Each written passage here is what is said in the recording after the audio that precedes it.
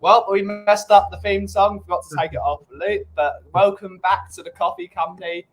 Hello, hello, hello. Hope you're all well. Today we are joined by Mr. Brian. How are you today, sir? I am very, very good, brother. I've got to say, I love that new intro music. I haven't been about much to see it. It's banging. And how are you, brother, and everyone in the chat? Doing good. It's been a bit of a slow day so far. Well, it's been a slow news in our community for the last couple of weeks because nothing's happening except that thing that happened on Sunday afternoon. What's your? Because we haven't spoken since the game because you were not around to talk about it. What was your thoughts on Sunday's absolute slugfest of a game? So first of all, I have to send a huge thank you to Cody Mack for making me Instagram famous. I don't know if people have seen it. Thing's got over 26,000 likes. I know there's other photos in it, but it's like, oh my God. But yeah, do you know what? As I said on We Are Tottenham TV, somebody had to call the cops because there was a daylight robbery at the bridge. It was an awful performance, awful. But we played awful and got a point, mate. So you've got to be happy with that part. So there's lots to improve. There's lots to improve, and it needs to be improved quickly. And we're running out of time. There's 2 weeks in the window. We just saying before we left, so we need to start getting a wriggle on. So let's wait and see. But let's just hope there's some big additions. And when I say big, I mean elite players. Come to the club within the next fortnight. We will talk about those supposed elite players that have been abandoned about. But first, a massive good morning to Mr. Catman Jess. Big up. He's saying, if you smell the coffee's brewing, of course. And of course, we start with 2 C's as always. So big up, Chris Agenbar. Big up, sir. Hopefully you both are doing well. And Mr. Jason Brett Bell is saying, whoa, the show is earlier now. Only today because Spurs Waging TV are on at 2:30 UK time. And we do not want to stamp on any of our friends' shoes. So big up all of you guys. Big up. Thank you for joining the show as always. We should be joined by Mr. Bobby Kay in the next couple of minutes, but of course he forgot that we were going live today. So you will see him in a minute. Speaking of elite players, according to you, Brian, you've just seen a link from Spurs Express. Apparently, what is that link? Not Spurs Express. There is one from Spurs Express, which I can get into in a minute because I tweeted about it. But the Tottenham Times, and now Henry Wright's talking about it as well, is exclusive bid submitted. Spurs have submitted a bid of around 45 million plus 5 million add-ons for Sergio Milinkovic-Savic. Yeah. Lazio still to respond. Spurs have made contact with Savic's camp and have already confirmed commence player term negotiations. Conte is a big fan of Savic. So all I will say, and I don't know how people feel about this, to me, 45 million plus 5 million seems like a very low ball. Oh, at least we tried bid from a certain person. Yeah. If it's an opening bid and then we start gaining some more traction on it, fantastic news. Fantastic news. I just don't get why we wait this late. It's crazy, right? This is the player that will take us from being contenders for the top 4 to being contenders for the title. This man is world class. If you think Basuma's good and Bentancur's good, my God, you've never seen Serge Milink. He is an absolute machine in that midfield. He can play any position in that midfield: defensive midfield, centre midfield, box-to-box midfielder, attacking midfield. He is the absolute creme de la creme of midfielders in Europe at the moment, in my opinion, and we should be signing him. Big up, big up. I'll let you know what I tweeted about when you said the Spurs Express. So I've actually put the GIF on it saying, will the next Joe Roden please stand up with Eminem? Because apparently Tottenham are on the verge of signing Blackburn Rovers centre-back Ashley Phillips. Who? There we go.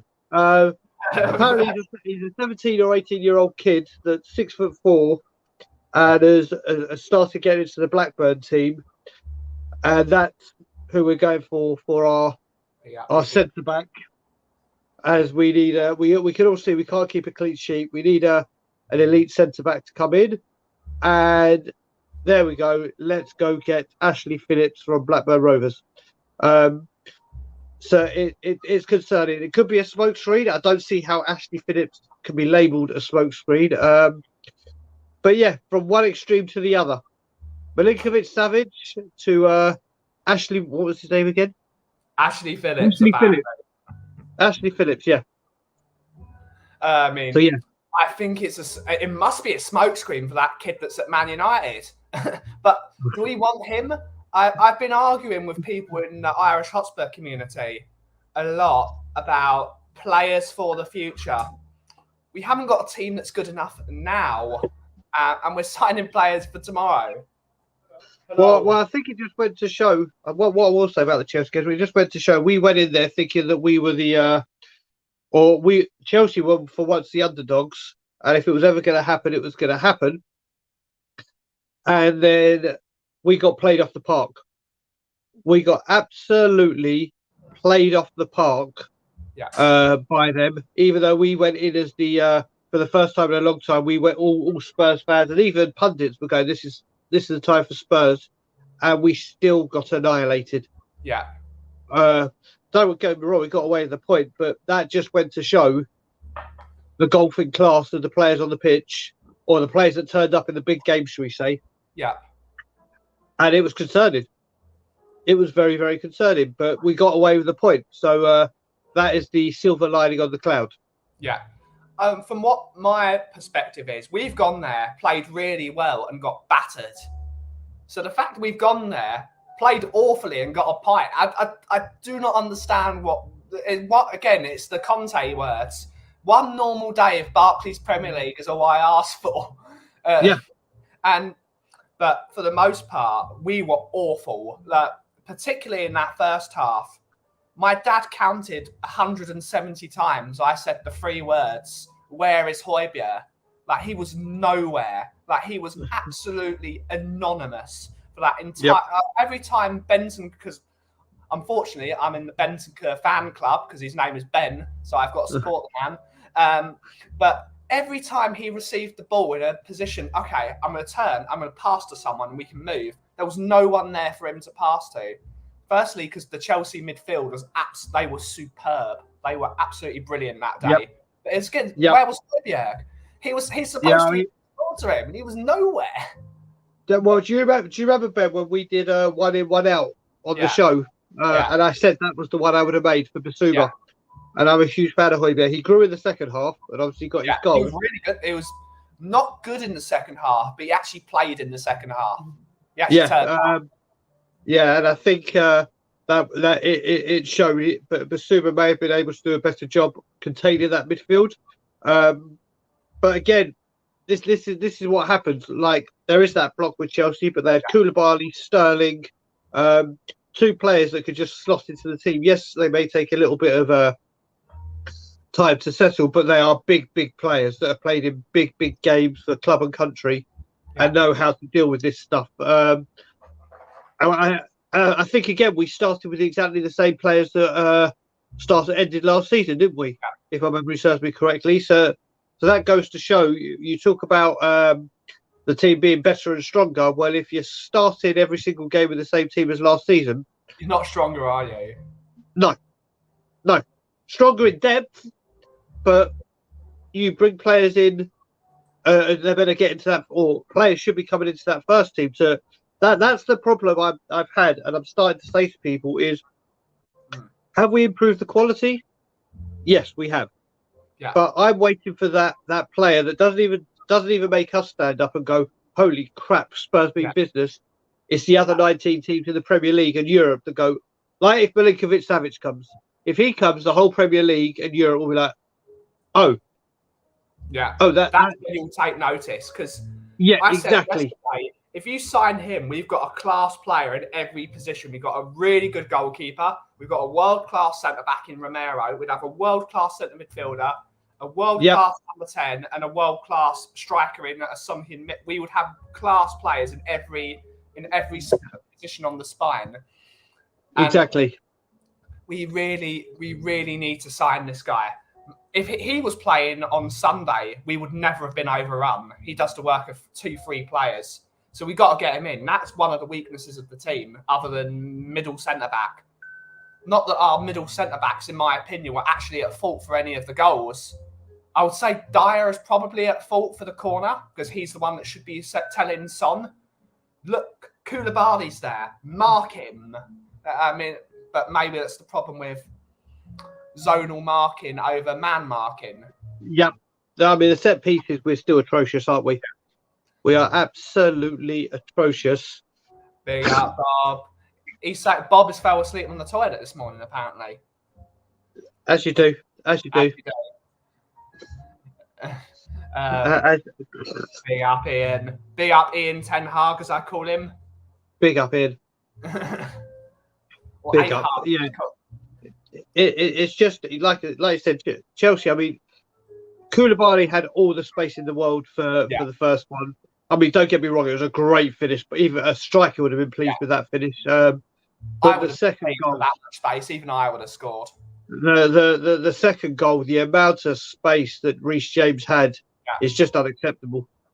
Unacceptable at any level of football. I blame Sonny for that goal, because if he was playing left wing at that point, he's got to tuck in. No matter how good you are, you've got to tuck in. So I don't blame any of the centre midfielders for that, or the defenders. Sonny should have been there, just straight up. And he was trying to break for a counter-attack. But maybe that's just trying to win the game. Well, here's the thing. The two games, Kane and Son haven't been at their best, have they? Let's face it. But Kane does what Kane does in the dying second. But yeah, thankfully, Richarlison came on and changed the game. Yeah. Richarlison had a huge impact. And for running on in the first game, very happy with what he did. But yeah, Son's got to get these 2 games. Listen, he's allowed 2 games off because we know the standards he's hit. And if it hadn't been for the great performances he put in last season and the season before, God knows where we'd be. God knows where we'd be. I got a lot of stick on the Hotspur hood for calling Sonny a fitness player. Because in my opinion, the more Sonny plays, the better he gets. And there's always been both Sonny and Kane are both slow starters because they're not totally match fit. They're still a bit rusty from the summer. So the moment he gets fit, he will start scoring goals for fun. But luckily, you've got Bob's best mate, otherwise known as BBM, not BlackBerry Messenger. It's Bob's best mate because no one's used BBN in like 10 years. Oh my God, yeah. Bob's best mate is on the so he can come in if we really need someone to give a bit of energy and a bit of aggression. Exactly. And like I said, Son, you know what it is? Last season, you got to remember, he scored the goal against Man City. He scored the goal against Watford. Who was the other team we beat? Because we went 3 in a row. I can't remember who the other team was. Why am I going fucking mad? Whoever it was. But he started. But yeah, this is the thing. He has not kicked off.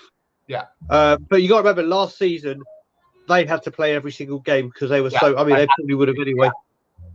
So it may take a while, but if we're pulling in performances like this whilst they're off their form, let's just wait till they're on. What's up, Bobby K? Good morning, gentlemen. How are you? Oh, good, mate. How are you? Not too bad, thanks. Not too bad. Sorry I'm late. I forgot you had the early start today because the Eugen show, you're always kick off a bit earlier. Yeah, we always start a bit earlier with Eugen. But it's good to see you, Bobby. Good to see you. Always good to see you, gentlemen. Sorry, I interrupt you mid-conversation. Please continue. No, we're just talking about Sonny. Yeah. What I missed? What happened with Sonny? No, about Chelsea, his performance.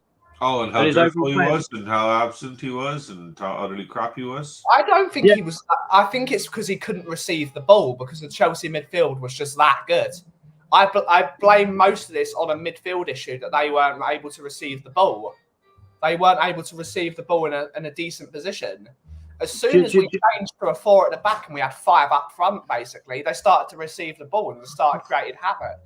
So maybe... Well, you know what the problem is here is when people say Son had a bad game, everyone that loves Son jumps on the bandwagon and thinks we're slaughtering him. We're not. They jump to his and say, "Oh, what are you talking about? Son's the greatest." Yes, he is. Yeah. But he can have a bad game. Yeah. We're not saying he's a shit player. We're saying he had a bad game. They're totally different. They're totally different. People can't. There's a lot of people that can't differentiate. Bloody, that's a big word for me this early. The two. When you say it, listen. If Ben Davies has a bad game or Eric Dyer, everyone is very, very, very quick to go, "Oh, Eric Dyer this or whoever that and whatever." But that's because it's them two. But if you say about Son, you've opened the portal to hell. Yeah. It's like, how dare you? What are you talking about? Brian hates Son. No, I don't hate Son. I love him to pieces. But these players have bad games. Bob and Kuma, the first people to do that. So, Brian, why do you hate Sonny? Oh. You clicked on the wrong button. No, I think... And he's back. Well, now he's back. Yeah, God knows. I think my internet might be playing up a bit. I don't know what's going on. Let's hope it doesn't happen again. Yeah, so yeah. People just hijack the stream and they're like, "No, you're not allowed to say that, Brian." Yeah, probably. It was right on cue, wasn't it? It was right on cue. So yeah, that's what people have got to remember. He's had a couple of poor games by his standards. That's it. Such a higher standard because of how good a footballer he is, and if he doesn't play well, we're going to say he's not played well. Exactly. Eventually, he will start getting into a groove, and he will start. Of course, Bob is now the bot. I think you're being rough on Sonny. Imagine what his dad was saying. Dude is a total maniac. Yep. Exactly. And thanks, Bob. I'm just reading the full description. Most people with a hint of mid-sauce. There we go. I mean, yeah, with me with mid-sauce apparently. That's a new one for you, Bob. Bob is not at work, so Bob, if you're in the ether, come on the show, my friend. There you go. It could be the 4 Bs. Got the time. It could be the 4 Bs. Nothing like a dose of Bob first thing in the morning. That's the best way to do it. It's your dose of Superman in the morning. No, like you were saying, I don't think there's anything wrong with calling a player out for when he's doing shit. He's doing shit. And the only reason we could call him out and get away with it is because now we have options. We have players that can come in and actually play in his place and hopefully be effective. So before, when we didn't have options and we couldn't change players around, we had to play players out of form. Now we don't have to do that. So out he goes. Richie comes in for the start of the next game. Maybe it ignites him again. Whatever it takes. Isn't this the reason we spent this kind of money bringing these guys in? Yeah. I've got a very interesting. Do Wolves still play 4 at the back, or do they play 3 at the back now? I think it's 4. Pretty sure they went to a 3. Yeah. We should play. In my opinion, we should play Sonny, Kane, and Richarlison, and we should go for them. We should absolutely go for them against Let's Wolves. have a look. We've spoken about this, Bobby. What was your overall thought of the game? We didn't get to speak with it because we were just on Tottenham on tour and we were having random conversations about stuff. But it was brilliant. But what was your overall thoughts of the game? Oh, I thought we were lucky, man, to play that shit and to come out of there with a point. I'll take it. I'll take it. Because, like you said, Ben, we've gone there and we've played better and came out of there with nothing. Yeah. So to go in there and play that horribly and come out of there with a point, I'll take it. Because it's a lot more than I was expecting. How do you guys feel that we're now a bunch of cheating bastards? Because it's my favourite thing ever now. We're now going to go to a Chelsea away and just cheat.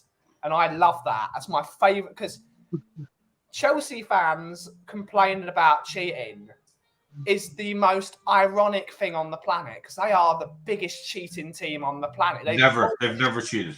They've never cheated. They've never done anything irregular with the game. They've never done anything illegal financially.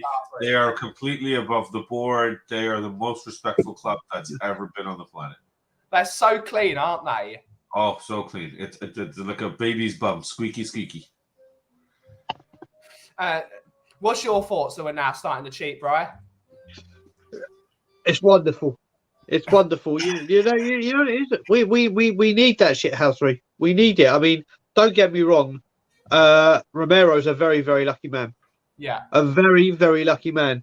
But do you know what I was thinking? And I saw someone on Twitter. I don't know who it was but you saw, if you looked at the women's Euros, every single woman had their hair up, or so it was, and that yet people, and listen, it happened with Fellaini. It happened. I'm sorry, you're playing sport. You come out with hair like that, you're asking for it. Yeah, you're asking for it. This isn't croquet or polo where it's like the Queen's Games and everyone just plays by the rules and everything. This is sport where millions and billions of pounds are used with this and on the line for every single game. It's going to happen, and especially if you've got someone like Romero. Give him an inch and he'll take 1,000 miles. And it happened. It happened. When I was watching Match Today, they looked into Match Today 2. There's no rules about that. And you know what? There are a few tackles during that game where Chelsea went down as if literally a sniper had just taken a shot at them. Yeah. And it was just like, will you behave? Yeah. Behave. So it's pathetic. It's pathetic, but on Chelsea's side. But listen, we got. I think we can all admit we got away with one there. In fact, Richarlison's got away with one every game. Yeah. The 2 games he's done something, and we've got away with it. So long may that continue. But yeah, there's games like this where you have to play rough. Yeah. Just like Mourinho had said. Yeah. And now this team are doing it. So good on them. It's on the Cucurella. I used to have really big curly hair, and little Kay has it as well. People will pull it, especially when it's like double the size of your head. It's like in that temperature, it would be just ridiculous to have that style of hair because it would be horrible. Yep. It would be sweaty. It would be uncomfortable. But it's half the size of his body. So if you go anywhere near that guy, your arm is going to get caught in that guy's hair. People used to get caught in my hair all the time because that's what happens with curly hair. We talked about this with little K when his hair, before I cut it a few months ago. Yeah, I couldn't run my hand through his hair. because as soon as I put my hand, as soon as I get to this part, pretty much it would get caught because it's all knotted at the back. Yeah. It naturally starts dreading, basically, right? Because it gets that long because it's curly. So you could not run. You should put your hand in there. Just put your hand in there. Just kind of pat him on the head and say, "Hello, son." And all of a sudden, you got to look to make sure you got all your fingers back. Yeah.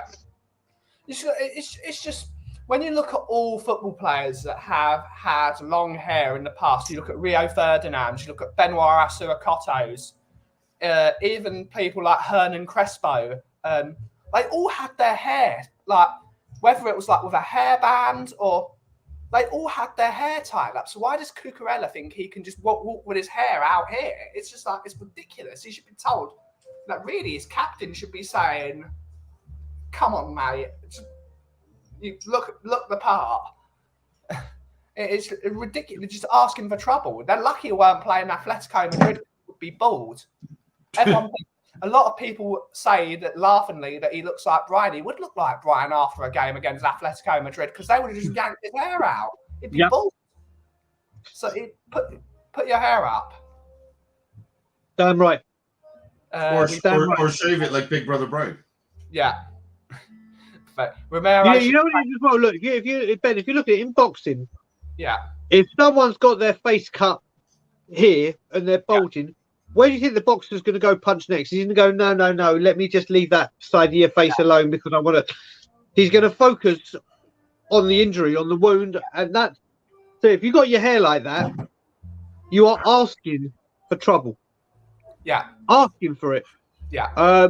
I'm sure it's not the first time it's happened to him. It won't be the last. Yep. Yeah. It just so happened that what happened next led to the goal and Chelsea are kicking off. I guarantee that happens to him every single goddamn game. And if it keeps happening, you think a manager would say, listen, this keeps happening to you and nothing's getting penalised about it. You're damaging the team. I need you to... Look at Dele. As soon as he went to Everton, he took that fucking stupid dreadlock shit out of his hair. Yeah. Whether Frank Lampard had a word with him or not, who knows? But there's certain things when you play for a team. There are things that teams have as an advantage over the others, and he's disadvantaged in Chelsea. Yeah, because without that hairdo, that foul doesn't happen. Yeah. Funny, if it wasn't for his hair, it would have been a penalty to Tottenham because the reason he did that was because Cucurella pulled him by the shirt and he fell over. Yep. So he grabbed the nearest thing possible, which was his hair. Yep. It would have actually been a penalty to Tottenham, which either way would have been 2-2 because that's possibly what the VAR looked at. I don't know if because we haven't heard, because he pulled him over. He grabbed him by the shirt, he pulled him over, and Romero's thinking, I'm off balance here. I've got to grab hold of something, whether it's someone's shirt or someone's arm. He ended up grabbing his hair. So it's 6 of one, half a dozen of the other. Correct. What's your thoughts on it, Bobby? I know we've basically spoken about this, but... I just have to say, it's 2 days after the game, so shut up, Chelsea fans. Seriously, nothing's going to happen about it now. Yeah. It's done. It's said and done. Deal with it. Put your money together. All of you put in 10p each and get the man a haircut. I don't know what to tell you. Or buy him a hairband or do something. It's absolutely the meal that's been made out of it has been absolutely ridiculous. But I have to say I am enjoying a lot of the memes that I'm getting. Yeah, do you know? Wait a minute, I completely forgot. I was going to just say there as well. Oh, for God's sake! Oh, old age. I can't remember what I was going to say. Yeah, moving on. Moving on. All the memes. Did you have a good meme? Did any of you? I've got to send it to you. Did any of you see the clip of what Joachim Andersen did to Darwin Núñez? Núñez, yeah. That I haven't. I'll send you that. I haven't. Oh, he's getting some vicious messages. Yeah, I saw your. Now, thank you. You reminded me. Yeah, the Chelsea fans came out with some glorious tweets, racist and everything as they normally do. After that result, the Chelsea fans lived up to their truest potential. But yeah, I saw Joachim Andersen said, "I've been sent so many things. Stop acting tough or whatever. Something happened." But yeah, I haven't seen it. Yeah, he said, "Stop acting tough on the internet." Basically. Yeah. He received over 600 threats and negative messages within the first hour or something after the game ended. 600. I need to see this. And they're all, I didn't see the messages. I just saw that article saying that he had received this many messages, and he basically I haven't seen the incident though. Like, have you seen it, Bobby? Have you seen the incident? Yeah, he winds him up, man. He gets under his skin. He gets a reaction out of Nunez, and you know what? It's on Nunez. You can watch it. I've just got it. I'm watching right now to put myself on mute. Yeah, watch it. It's funny. If you've not seen the whole video of Joachim Andersen versus Darwin Nunez, he destroys him. The whole game, he owns him. Yeah. Yeah, every little chance he had to annoy him, whether it's a slap round the back of the head, tapping him on the little tug on the shirt, something. Yeah, he kept bugging him. Absolutely annihilated him. Yeah. Like it was like a man versus a child. And it was so brilliant. We're gonna. Kyle is saying Tuchel needs to be sacked by Chelsea. I hate Arsenal more than I hate Chelsea. Nah, it's the opposite. Kyle. Mr. Hollywood Phil is back in now. What a lineup! I had died and gone to YouTube heaven. Big up, Phil. Death threats towards him and his family after he saved the headbutt. So disgraceful. I mean, it's just children that watch football, isn't it? It's ridiculous. Well, it's easy to be a tough guy now, right? Yeah, it's so easy. There you go. I'm gonna kill you and your family. You're a bastard. Wow, look at me. I'm a tough guy now. Sitting 3,200 miles away from the guy. Nice and safe in my home where he can't touch me. And I don't have to get after watching that performance, I would sign that guy. I think he would be brilliant for Tottenham. He's a brilliant centre half. He is. Yeah, we should have signed him when he was at Fulham. Didn't we try to get him 3 years ago? Yeah, 3 years ago, and I'd still sign him now. I think he's absolutely brilliant, and he showed that he can really wind up a supposed top player. And Nunez was asked, he headbutted him twice. He should really get more than a. Oh, he got right under his skin. He got right under his skin twice. He was he just pushed his buttons right to the point where he got a reaction. And credit to him. That's part of the game. That's part of the game. Getting into your opponent's head, right? So I have to say, Nunez, first of all, welcome to the Premier League. Yeah. This is what happens. Yeah. This is what happens. Yeah. But the way Anderson went down with that last headbutt was Del Boy through the bar. Was literally it was Del Boy through the bar. It was literally just that was the biggest overreaction. And I love Anderson. I wish we'd signed him. He is a top draw centre back. Yeah. He is unbelievable. But funny enough, we tried to get him twice, and I think we know what happens. But yeah, big up Kuva. It's literally Nunez. That's going to be every centre back in the Premier League. Every centre back every week. Yeah. So you're going to have to get used to that and not get rattled by it, and show your class on the pitch as opposed to doing what you did. But yeah, that's the Premier League, mate. That's why it's the best league in the world. That's why it's the toughest league in the world. And you're going to have to man up and deal with it. Yeah. It's just, that is what happens when you have a centre-half that's going to impose. One of the arguments I was having the other day, or not the other day, it was yesterday, we were talking about, in the Irish Hotspur community, we were talking about Lisandro Martinez at Man United and how his height is a problem for a centre half, and I'm gonna say it because Izan probably won't mind me saying it, but Izan said his height is not an issue. 5'9" centre half in the Premier League is asking for trouble because you're going to get up against a Darwin Nunez, he's going to batter you, or an Andy Carroll, or a Peter Crouch, or a Haaland. Yep. If you're smaller than the centre forward, they will dominate you. And that's exactly what happened to Darwin Nunez. That is what happened. Nunez came up against an imposing, clever centre half, and he did him like a kipper. So this is the physicality is back in the Premier League now. As Graham Souness summed it up, it's a man's game again. it's now a physical, because referees going to let these little niggles go, and I'm so happy. Apparently Bob has said 45 million add-ons. That's what we said from Lazio. We've spoken about this. What's your opinion on this, Bobby? Spurs put 45 million. Oh, that's not going to happen. 50 million. But that's not going to happen. That's a bullshit bid. That's a bid because didn't Conte say he really liked him or something? I mean, so that's just a bullshit bid to keep us as fans happy and to say to Conte, oh well, we made an effort to get him by bidding 40% less than what his valuation is.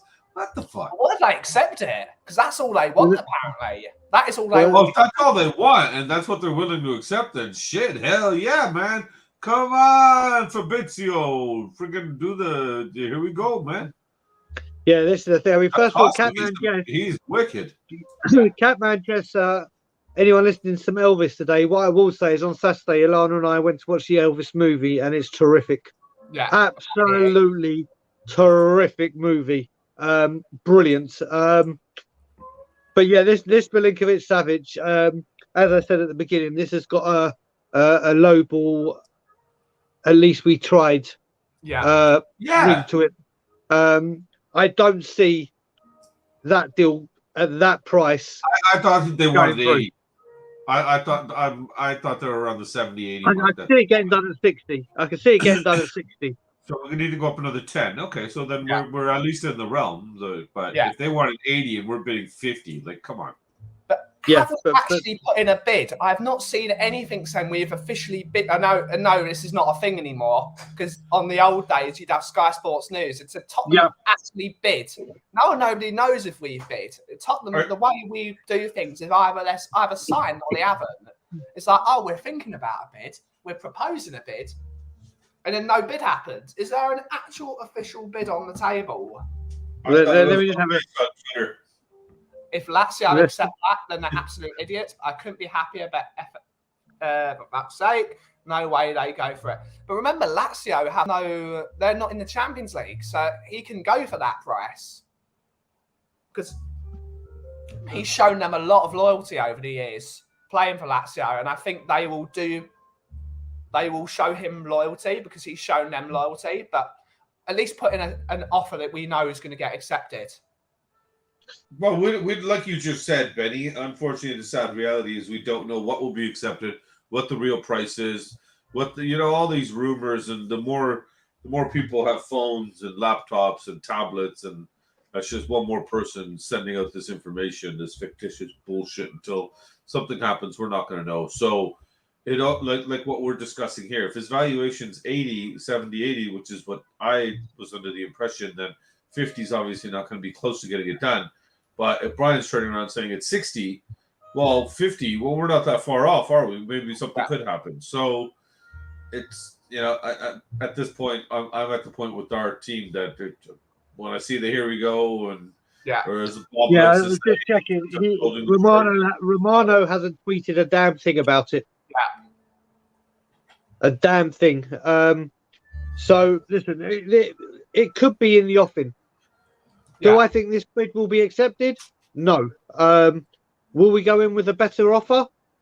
Maybe, but I just hope if this one goes on, this one could drag on because someone will dig their heels in. And then what will happen is if we are going for this one and it does become fact that we are going for him, but somehow we can't meet their price, then come deadline day, if it's not signed, then there's going to be issues. Yeah.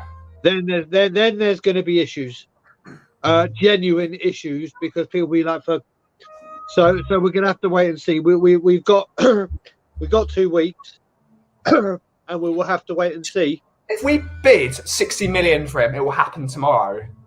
That's why I personally think. SMS only got 2 years left on his contract. For once, THFC, be a big club and get him for Antonio Conte. Yeah, absolutely. You sign this player, Tottenham are going for the title. no ifs, buts. You've got Yeah. the best midfielder in the Premier League, in my opinion, other than maybe Kevin De Bruyne. Yeah. But He's on admittedly, fire. Kevin De Bruyne is on fire. he's an unbelievable footballer. But Milinkovic-Savic is up there with him. That's how good this guy is. He's at peak as well. He's at 27. Just pay the money. Afternoon, Graham. Big up, Big up, Graham. Graham, son. Morning to you, sir. Hello, sir. This could go to deadline day if it happens at all. Just bid proper money and it happens tomorrow. That's the thing. That's the thing. And you got to remember now, Champions League draws just over a week away. We're going into a part of time where come September, the games are thick and fast. And I do mean thick and fast. You've got to get the player in as early as possible to try and get him up to speed with the team.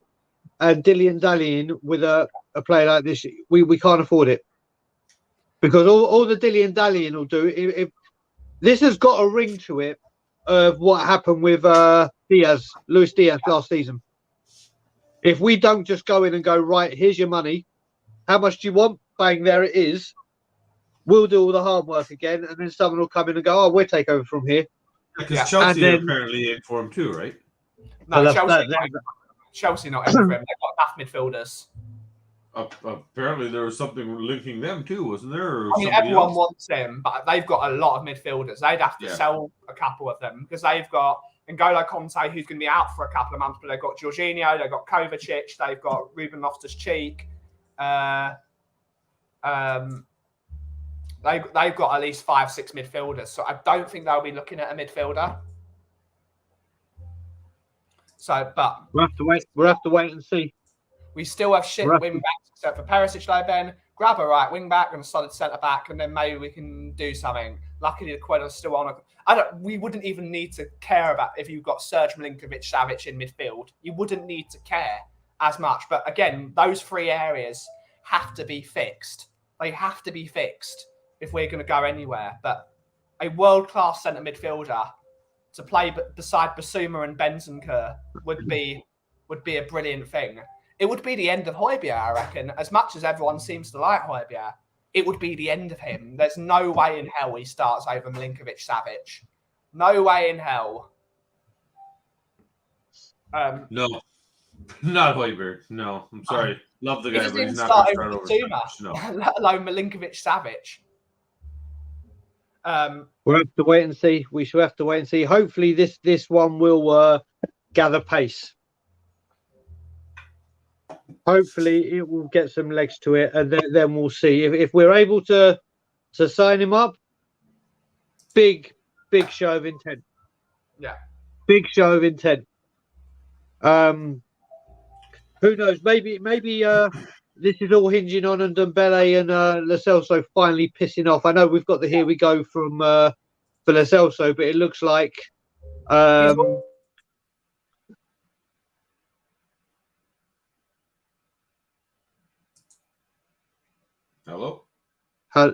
Wait, yeah, is it? You're still here, Bobby? Yeah, I'm still here. Yeah, Ben's frozen. Okay, so it's not my internet this time. No, it's not yours. We're fine. It's Ben and his mannequin challenge.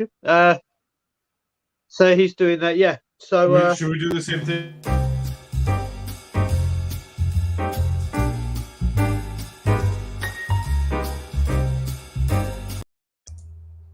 Well, back. Cut out. We're back. And we're live. I saw. Wait a minute. I think I saw. It's me. It's KPV in it. Yeah. So big up, Carl, if you're here, brother. But yeah. Where were we? Milinkovic-Savic. Yeah. I think, like I was saying, Ndombele, I think, is almost done. Yeah. I love that Bobby K is pretending to be still, but he clearly isn't. Yeah. It was the constant blinking that gave it away, Bobby. Yeah. What do you mean? But yeah, like I said, if Ndombele goes and we get the here we go, then who knows? Things may move quickly. Yeah. So who knows? We're going to have to wait and see, aren't we? Is he Who's the gone? guy you would like to see us buy for the club, other than obviously Serge Milinkovic-Savic, that's available in today's market? Skriniar. Yeah. Skriniar or your dude Milinkovic. he's just signed a 6-year deal, so he's not going anywhere. Right. Okay. So I'll go back to my first statement, and I'll go back to Skriniar. Yeah. Milenkovic just signed a 6-year deal. Yeah. With Fiorentina. Yeah. Oh shit. He did this last year as well, didn't he? Yeah. That guy's got an agent that plays Fiorentina for a fiddle. But also, they know if he signs a deal, Fiorentina can ask for more money. So it's respect for the club as well. If they want to sell him, they're going to get big bucks. But 6 years, Ben. 6 years. One on the side of 4 year or something. 6 years is a huge contract. Yeah. But good for Fiorentina. They've got a really good player on their hands.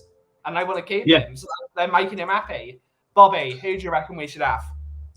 Somebody realistic or somebody I just want? Either or. My dream one, and I've been spitting it out for months now, is still Hakimi. But I think we could honestly, realistically get somebody like Dumfries now because of what's going on over there.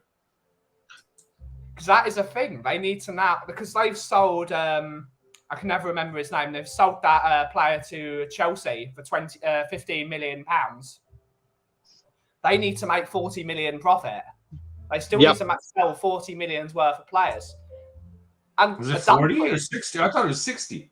Yeah, but they've sold 2 players for 20, and now they need to sell another. Okay, gotcha. Okay. And then that's their 60 million profit because they haven't really bought anyone. And what's Dumfries worth? Like 20, 25? 20 million ish, 30 million. Still leaves us a lot of room to go get Milinkovic-Savic as well. So why not both? Absolutely, that's what I'm thinking. If they accept 60 for him, that's 90 million. That's what a difference. Savic and Dumfries. Could you imagine what a freaking difference they would have made having them against Chelsea? Yeah. Oh. What a difference. Night and day. I think they instantly, like you said, Benny, they don't push us into top 4 contenders. They push us into title contenders. All of a sudden, we go into that bracket that we want to be in. Yeah. And I think you're right about that. I still think saying title contenders are pushed too far for this season. Next season, if we got those 2 and then obviously had a great season and come 3rd and then strengthen again, and next season, if we get those 2, in January we might just need 1 player to help push us, and then the next summer we only need to like couple out, couple in, and then we go for it. Then we genuinely go for it. I just think this season will be a push too far. But hey, what do I know? I thought this season would be a push too far, and I got a tattoo because of it. Yeah. So who knows? Who knows? Who knows? Never ever doubt Conte. I've learned this. Yeah. Never doubt him. All that needs to happen is they're just getting players that the manager needs for the team. Because it seems to me we've signed a good nucleus of squad players, but we haven't signed guaranteed first team starters. And that's what we need. Because the first 11 isn't good enough to compete at this moment. The squad is now good enough if we get players for the first team. The players that are currently playing are good squad players. So onwards and upwards. Yeah, I mean, I think Basuma may become. I think Basuma so far is the only one that could become a guaranteed first team starter out of all of them. Yeah, I think. Oh no, Perisic. Sorry, Perisic. What am I talking about? Perisic. Yeah. So Richarlison will get a run out, but that could be because of a suspension, an injury, or total lack of form of someone. But if that front 3 are on their game, you're not moving them. Unfortunately. Yeah. You're just not. Basuma, I reckon, really could. Perisic will definitely. But we need more. We need more. I mean, it's all down to the owners of the club. Do they want to actually back the team? And that's the real question for them. If they have any chance of getting the team anywhere, they've got to back this manager because he's only really realistically. I think he's just going to stay more than 3 years, just from the way he's talking. But that can change very quickly. As long as he's happy, he will stay and he'll do a good job. listen, we saw it, or Brian and I did a straight out of Conte. I can't remember what game it was. Was it before Southampton? Yeah. Where he even said, "Listen, just don't lie to me. If you got some bad truth to tell me, tell me. Don't sugarcoat it. Don't give me, we're trying to do. Just tell it as it is. I can deal with it, or I'll be pissed off, but I can deal with it. Yeah. Don't bullshit me because that's what pisses me off. And you've just got to look what he did at Inter.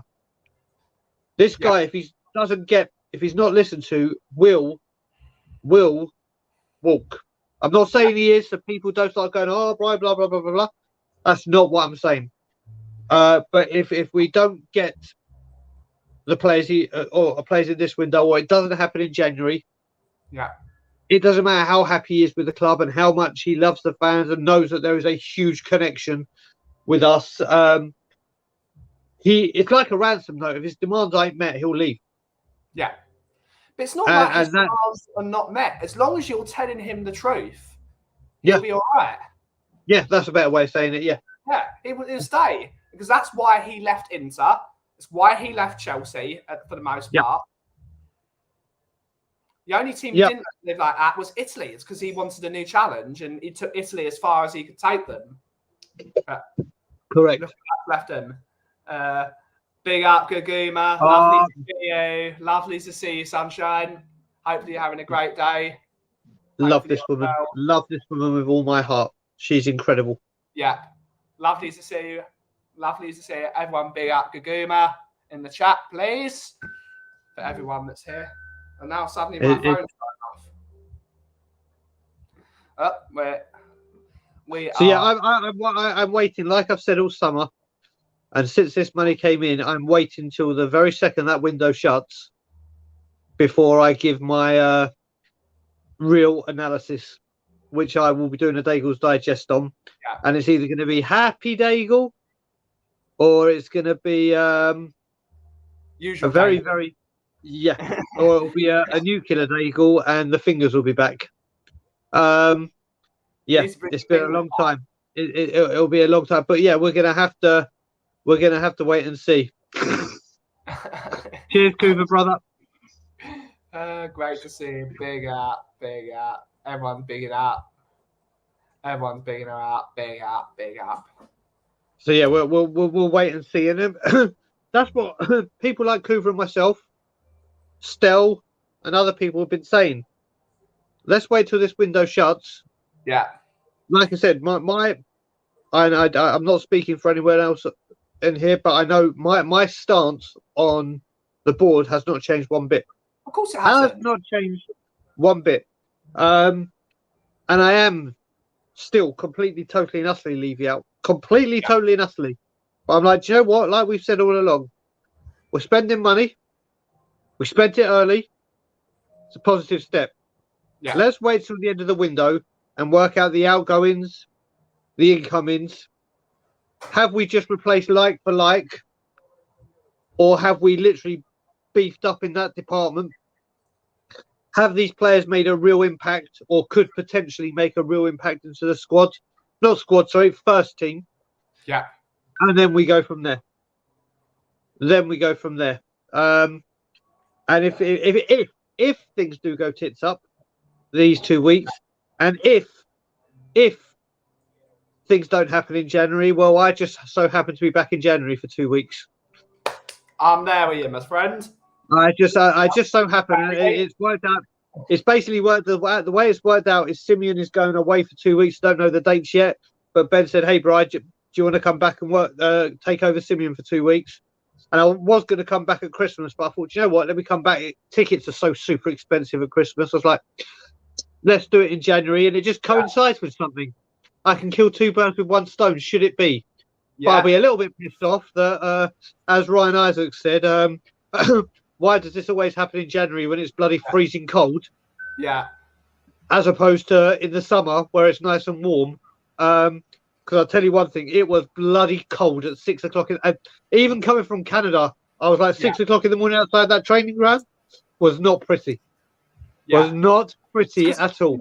It's because it's humid. It's not like a dry cold. It's really humid. And Kimball's bringing you extra socks. Big up, Kimball. Yeah, on that first day, Kimber came with sandwiches. She came with thermal socks and thermal gloves. Thank the Lord for Kim. Good old Mary Poppins, because that was cold. But yeah, we'll see. Like I said, there's 2 weeks in this window left, and it could be me saying, "Do you know what? Well done." Yeah. Still will be how I feel, but well done. But we got 2 weeks to find out. 2 weeks to find out. 2 weeks to find out. It's that time when it's just like there's so much hope for the season, but it's on like a hair. It's hanging by a thread on how are we gonna have a great season or are we gonna have another average season? It's all hanging by a thread of this transfer window. And Bobby, what's gonna make us actually not be a bit more hopeful, except it being hanging by a thread? Sorry, did you say what's not going to make us be more hopeful? Yeah, what's not going to make us worry? Because what's not going to make us worry? Simple. Yeah. Skriniar, Dumfries, and Savage. Yeah. So it's 3 answers to your one question, but so the one answer would be sign players. We see where the deficiencies are. We see that we're right there, Ben. We're just a few pieces of the puzzle away from completing the puzzle and actually putting something together that's really strong. So why are we doing 80%? Yeah. Let's put the foot on the gas kind of thing, and let's get this puppy over the line, and let's just get to the end finally. Let's see what can happen when we give our manager the tools that he wants and all the things he apparently requires. Then when we finally can turn it around and put it in the manager's hands, let's see what our club can do. Yeah. So that's all I'm hoping for, buddy. Just get in what we need, man. Get in what we need. And it's not like we're saying go get Mbappe for 300 million, go get Salah for 100 million. We're realistic targets that fit the bill for what we need. That's it. Simple. He's concurring with you. There you go. I know basically you've done a Scott right here, being Stuart, right here, man. You've done a Scott M when Brian asked him 1 in, 1 out, and he comes in with 5 in and 5 out. But it is what it is. That is what we need to make. By the way, did you do 1 in, 1 out last week or Monday? We did. Okay, cool. I remembered the game as well. Brian, Mr. Ireland, couldn't remember, so I remembered it. Well done. Imagine me actually remembering something for once. I never remember anything. Well done. I mean, this subject really, obviously, I've stayed away from it, but we're getting close to the window now. This is the thing. What you got to remember is we've all gone quiet, and the reason we got quiet is because they were spending and doing what we want. But you got to remember when you get Lo Celso, we now got a lot of outgoings. Joe Rodon's gone. Could Tanganga go? We'll be short at centre backs with real quality, and I mean real quality. If Lo Celso and Ndombele, which let's face it, is expected to go, we need to bring in some more midfielders. If Brian Hill goes, there's another player gone. And yes, they weren't adding anything to the team, but just because they weren't adding to the team doesn't mean you can just bring in kind of ones for the future or just suitable backups. They need to be superb backups to really push this team forward, and that's what we'll have to wait and see. I really hate this word, one for the future. How long is the future? Is it 10 years in the future? It is. Next year is the future. And if we buy a Milinkovic-Savic, that is one for the future as well, because we will have an amazing centre midfielder for the next 3 years at his pomp. Yep. So all this one for the future is, for me, it's made up by Levy Innes to justify not signing good players for now. Correct. Because if you buy Skriniar, is he not one for the future? He can be a top centre half for 5 years. He's 27. Yep. That is one for the future. It's not like we're signing 35-year-olds, except for Perisic, but then Perisic will be gone in 2 years. He's only got a 2-year contract, unless he decides to re-sign and he still can play in 2 years. that is what I think of the one for the future. I'm actually quite happy with a Destiny. I think it's Udoji. I can never remember how to pronounce it. I pronounce it the Italian way. Udoji is what I'm going to say. But I'm just going to call it. He's going to be a decent player. But that's Correct. We've got Emerson, awful.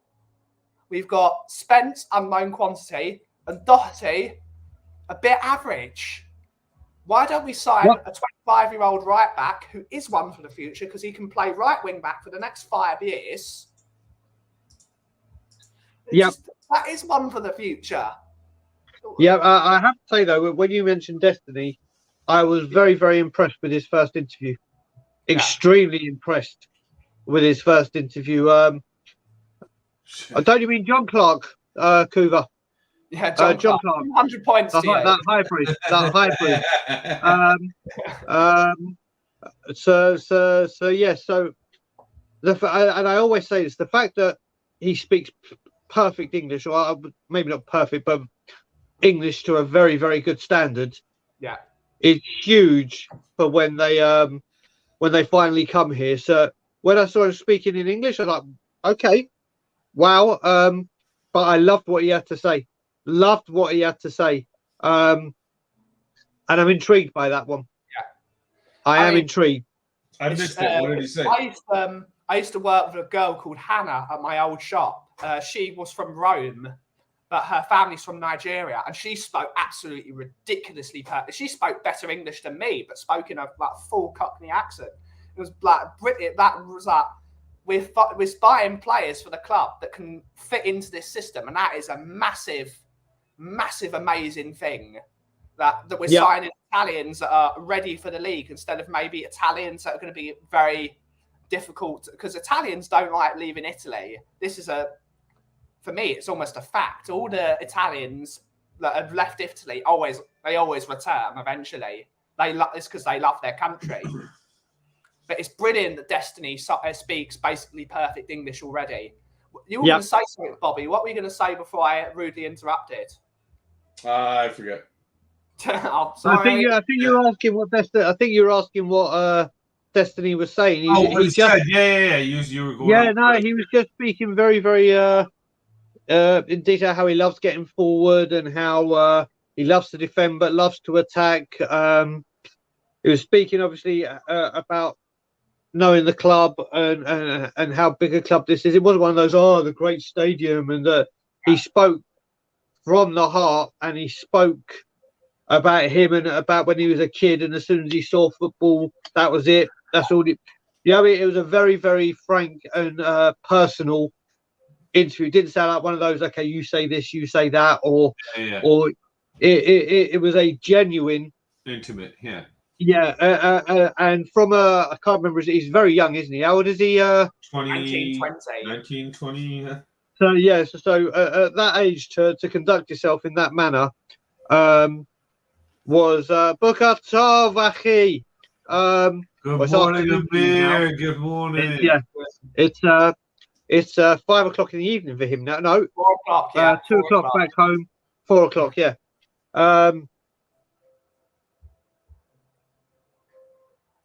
Oh, there goes Brian. Nice. I thought I was the one that was cutting out. Yeah, so you went once, Brian went once now. Now it's my turn's next. So your turn is next.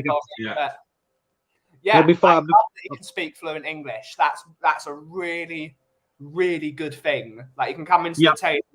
He won't have this he's learning the language, he's learning the culture. No, he's coming here to play football, because that's exactly what he said. I'm here to play football, and I think I can do well. So I'm very excited for this kid. But again, we need players that are ready for now as well. He can be a brilliant understudy for someone. We just need to an understudy for Dumfries would be brilliant. Yeah, but he's one that I'm looking forward to seeing what he has to give or offer, shall I say? Yeah. And again, he comes next season. He'll get a season under Perisic. Yeah. He'll get a season under Perisic, so it'll be like, here you go, look, do this, do that, don't do this. This is how you conduct yourself. So he's one that I am looking forward to see, I am excited by him. I am excited by him. I'm really slightly sad that Perisic doesn't have a 5-year contract because I want him to be in that dressing room. You saw from the Chelsea game when they were all fighting on the touchline after the goal, Perisic was on the bench saying, "You're right, you do this, you do that." He was like, he was barking orders. That's exactly what we need. I can see that. I can see another year being added onto that at some point, Ben. I really can. I think there will be another year on that. I almost think he's he's almost the captain. The way he acts, he was doing more ordering than Lloris does, and that's slightly worrying that Lloris is not doing that. But it's great that we've got someone that will do that. That he's going to. And he took the game by. I saw a couple of people saying Perisic hasn't shown me anything yet. Came on for 10 minutes, took the game by the scruff of the neck, and got us a point in the game by putting in 3 superb crosses. Yeah, he hasn't done anything. Just got an assist. Just got an assist after a bit. Yeah, okay. And from a corner, we scored from a bloody corner. Yeah, which we don't score from. What can you say? What can you say? Do you know what? There is no. People will say there's no pleasing Levy outers, no matter what. But there's people that will just say, do you know what? How can you say Perisic hasn't offered anything? Forget what he's done on the pitch. Look what he's doing off the pitch. Yeah. Look what Sessegnon and other people are saying about him. Listen to what the players are saying. Yeah. That's the thing. People need to give their heads a wobble. And speaking of set pieces, we're linked with this Ukrainian centre midfielder from Atalanta that's apparently got wand of a left foot that's apparently unbelievable at free kicks and corners. Would you sign this guy as a squad player? Because it seems to me he's not good enough for the starting 11, but he could be a real weapon. If we've got...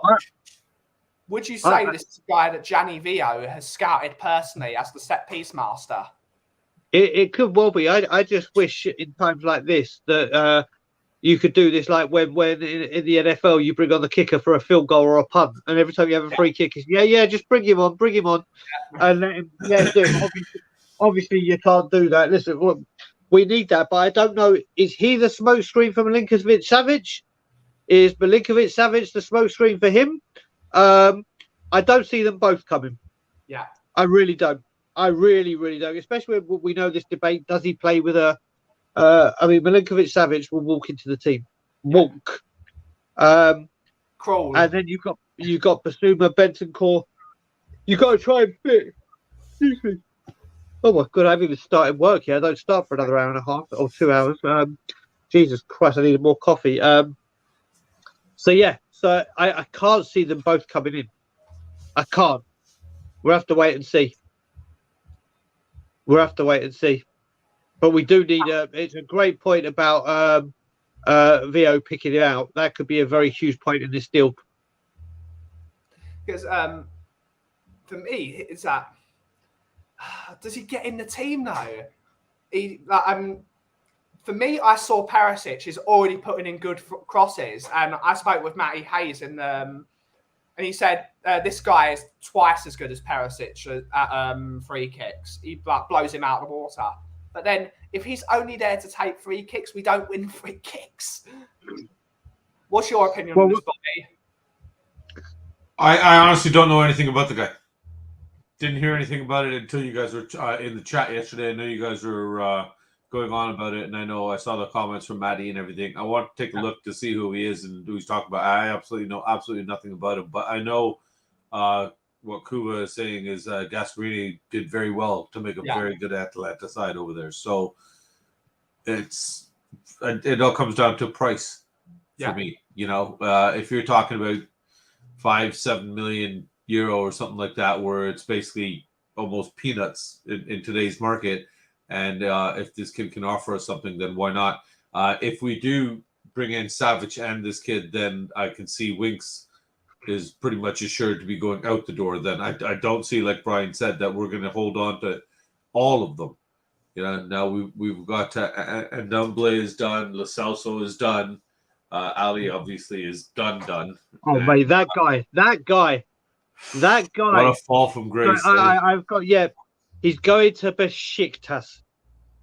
Yeah. Besiktas. And listen, no disrespect to Turkish football, but you know what? There was something on Twitter where people showed, I can't remember who tweeted it, but they went back and highlighted the one-to-one meeting Jose had with him on All or Nothing.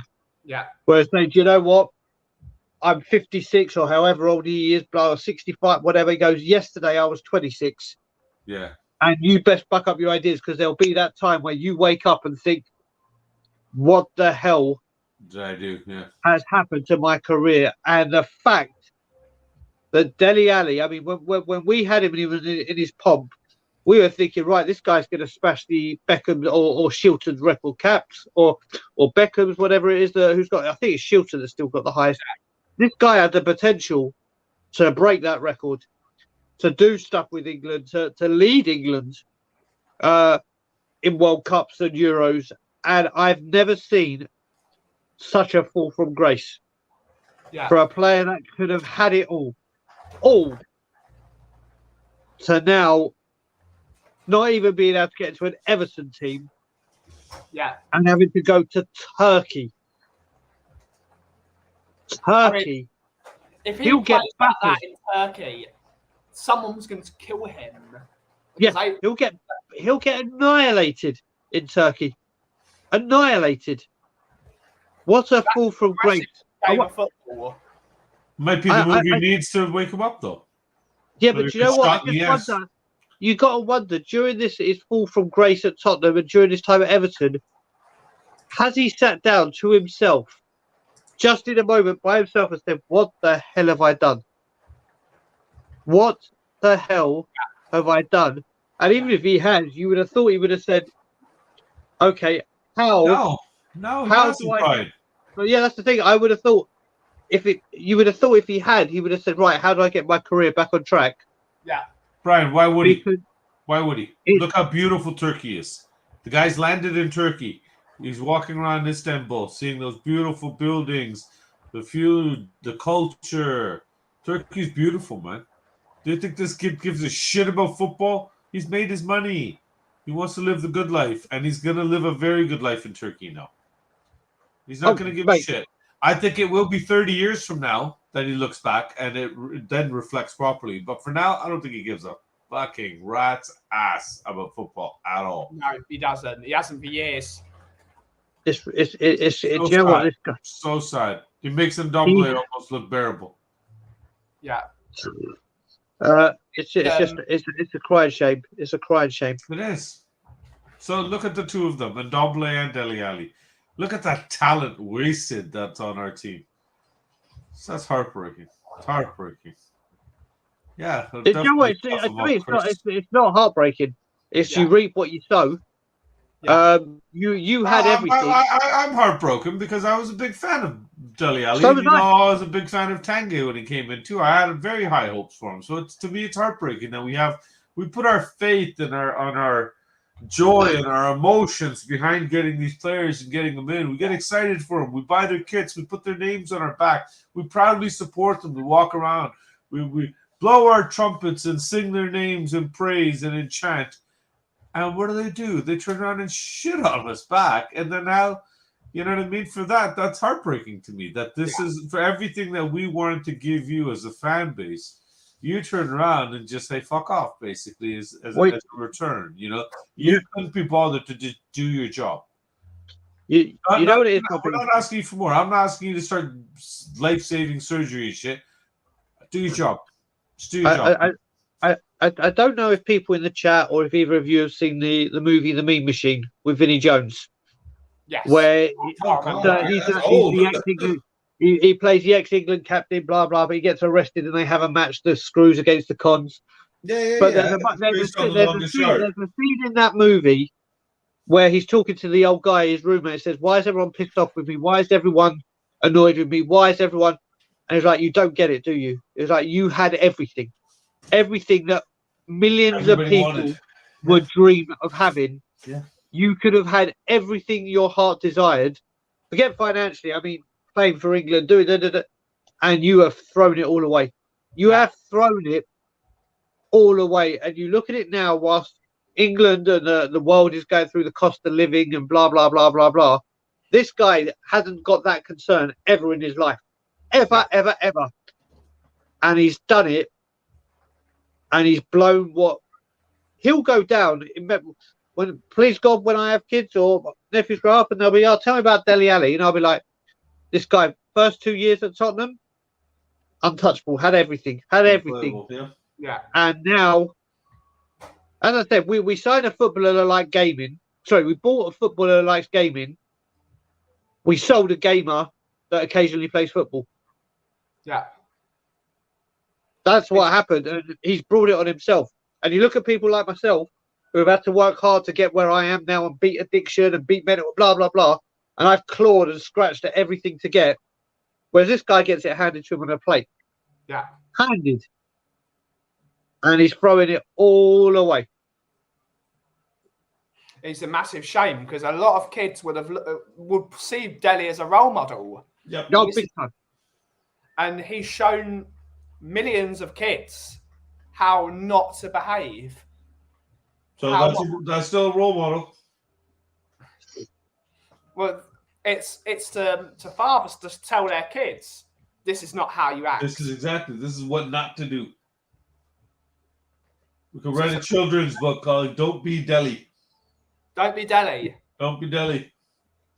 Don't be Dele. Be a Bobby. There you go. There you go. Exactly. Although I think Dele has no relationship with his father, does he? That's why he changed his name on the back of his shirt from Ali to Dele.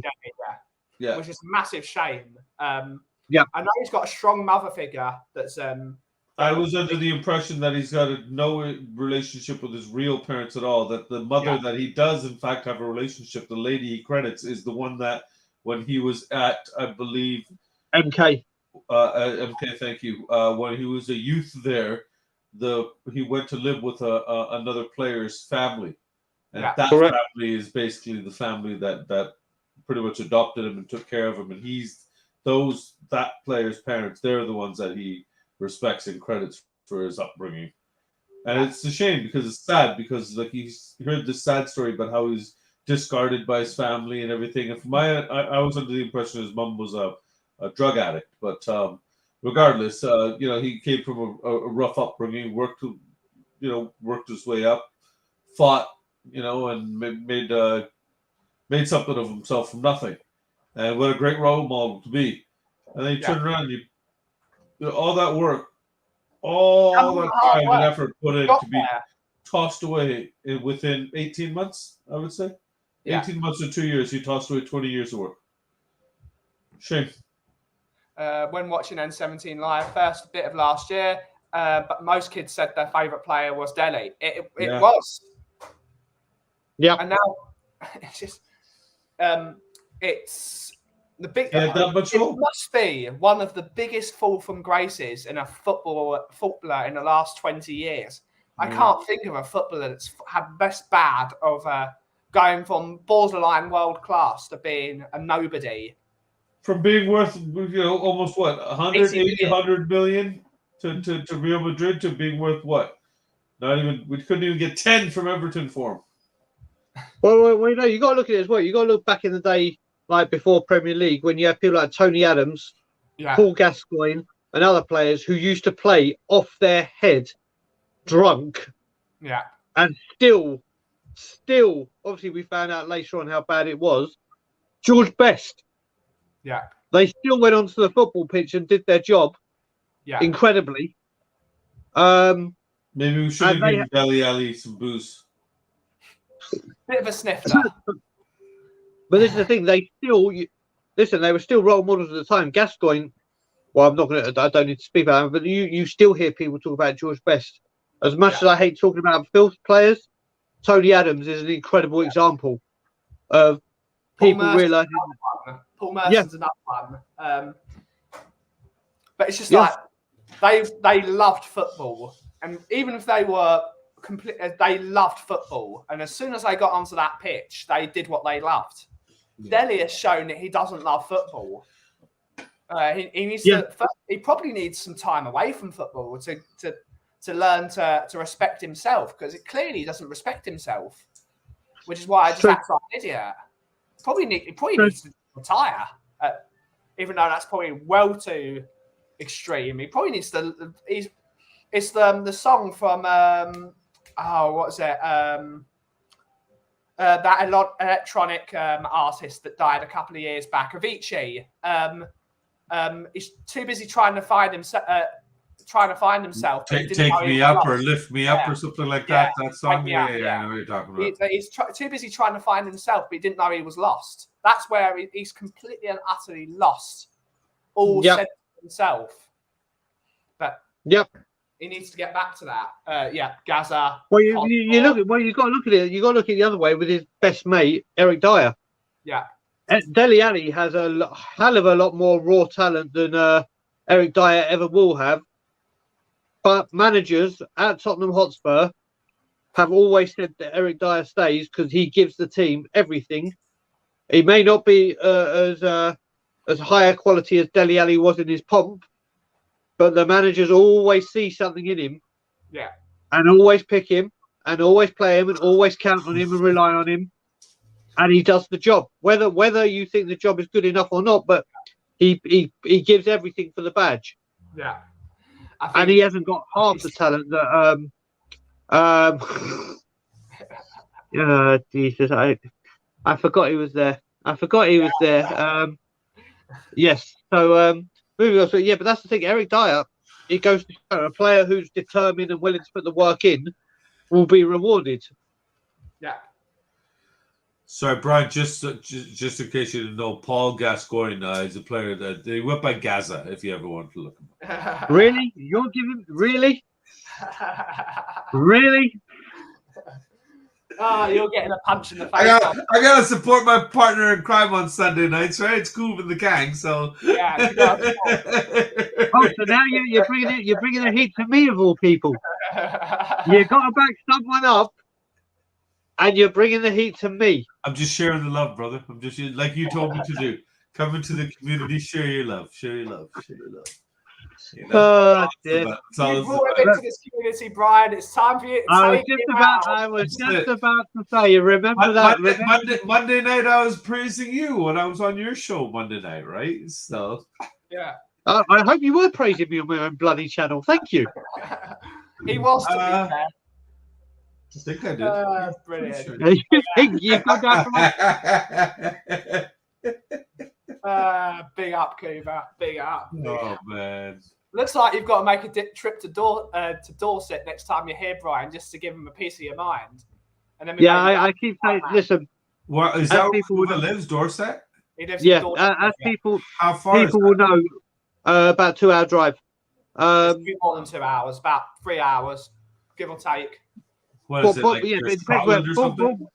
So no, the thing is, I've had the pleasure of meeting so many people within the community.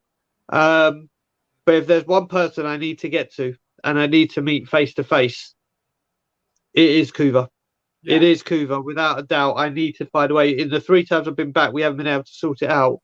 Yeah. But there's no way when I'm back in January. One of the first things I'll do let's go and see him in January. We'll take a little train ride out there. We'll see what's going on. Rochester. There's a train station. There we go. We'll sort it. Make it a day trip. Looks like you've been hoping, Kauffie. You've been obviously, like I said, it depends on obviously because obviously I'm working at We Are Tottenham TV in the mornings. Yeah. So it will depend all on that, and I need to get back. We'll sort it out. There is no way. We'll sort it out. It's not happening. There's no way it ain't happening, that's for sure. I'm not working. I'm not doing nothing. I'm on vacation. You're just going to be here, hey, Bobby, and we're just going to be drinking coffee and having good times. Oh, hell yeah. Yeah, I thought you and me were just going to sit back and drink coffee while you made Little K and Big K run the shop. They're not running my shop. Hey, I'm all for child labor. In terms of Brian trying to grasp but pull back Gascoigne back, it's about 13 years away. Okay. It's festering.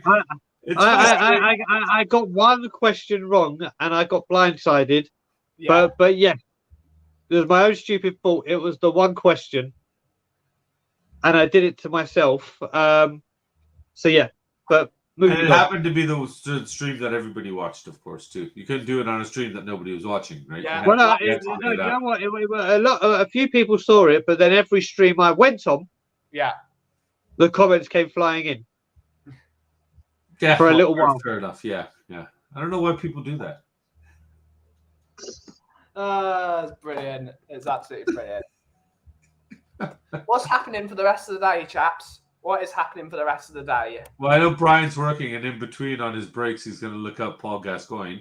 I'm chilling. I've got to go. I'm going to see. I'm going to see Mama for some breakfast there, and then go sit in the jacuzzi over there for a little bit, and then Cairo appointment again, buddy. More massages and stretching out, and medication and pills, and I think I'll watch Top Gun today. Woohoo! Woohoo!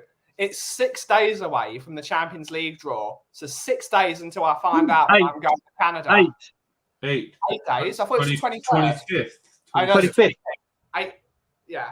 8 days.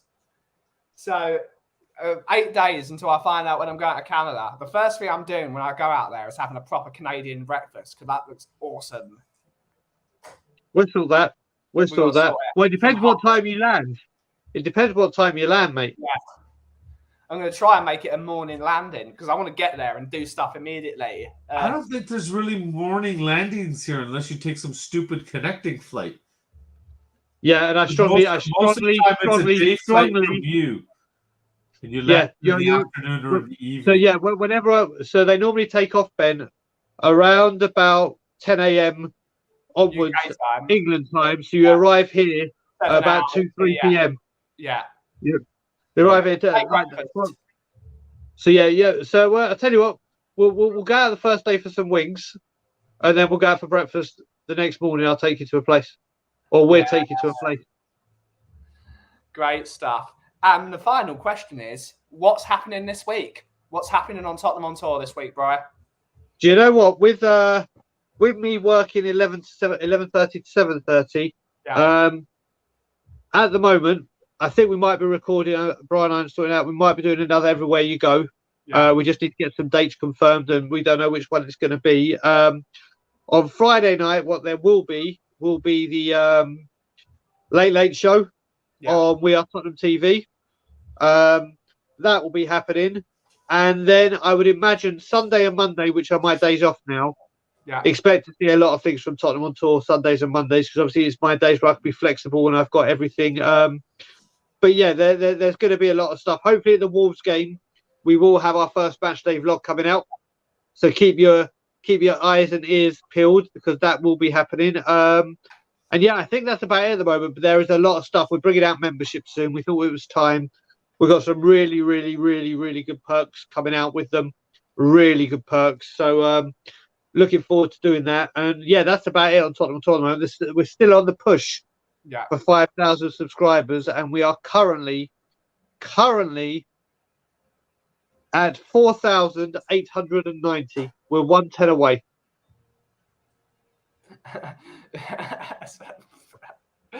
Big up, Keith. And Bobby, what is happening this week on Three Spurs Boys? Actually, Three Spurs Boys decided to take a break this week. The kids wanted a break from off the pitch, so they're not going to be putting on a show tonight. I'm going to go over and been invited on with the boys over at Shelfside. So Thursday night, I'll go join Nick and Rez over there. Friday, I think in the afternoon, I'm going to do something with Jacob over at United Spurs. Saturday, of course, we'll all hopefully I'm free. We can all jump on in the wall. And Sunday, Kuvan the Kang will be back. And then next week, I believe it should be lined up, but we'll have Holly from Holly's Hotspurs join us for Off the Pitch next week with the boys. Oh, amazing. Yeah. So looking forward to getting to know Holly as well and get her perspective and see how things are on that side of the pond and open off the pitch back up. But we've got to do a little man of the match thing with Brian Daigle. The kids got to do as well and see how the votes went on that. So yeah, we're about I think we're like 6 subscribers from 500 now. So go on. 6 of you, if you can get over and just give us a sub, much appreciated. Brilliant. And I just want one thing to say as well. And this is for Kuva. been very, very funny. So, do you know what? I'm going to start playing dirty. So, Kuva, I'm just going to show you very quickly one last time something that'll make you very, very happy because your privileges of Simba photos are on very, very, very, very thin ice with this Gaza stuff. So I'm going to fight fire with fire. Have a good look at it, my friend, because there may be a block on Simba photos or videos making its way to you with all this Gaza talk. There we go. Let's fight fire with fire. Yeah. I'll just give you one more look, Kuva. Just one more look. There is he. There you go. There you go. Look at him. Have a good look, Kuva. It's like a ransom. I have your cat. So yeah. Okay, he's already responded. He's already responded. You can stop now, Brian. Stop torturing him. Stop torturing him. There you go. No need to get vicious, brother. No, he's a friend. He's our friend. Always have an ace up your sleeve. Why do you gotta go right to the big guns, though? Yeah. You don't even build up slowly in increments. You just go, I'm gonna blow my tank out. You shot a water gun at me. I'm bringing my tank. Yeah, it's a deterrent. I've got the link to Persuasion TV, so everyone jump over there right now for the show over there. And YouTube's on now. Nice. If you smell what the Kauffie is brewing, thank you all to my two guests, Brian and Bobby, for showing up today and having a great chat. Thank you for everyone for coming on the show in the chat. We will be back tomorrow at the usual time, 2 p.m. It should be a fun day tomorrow. So thank you all so much for joining. Big up the NHS. And as always, big up the NHS. Have a good day, everybody. If you smell what the cough is brewing, catch you later. See you tomorrow. Big up. Ciao.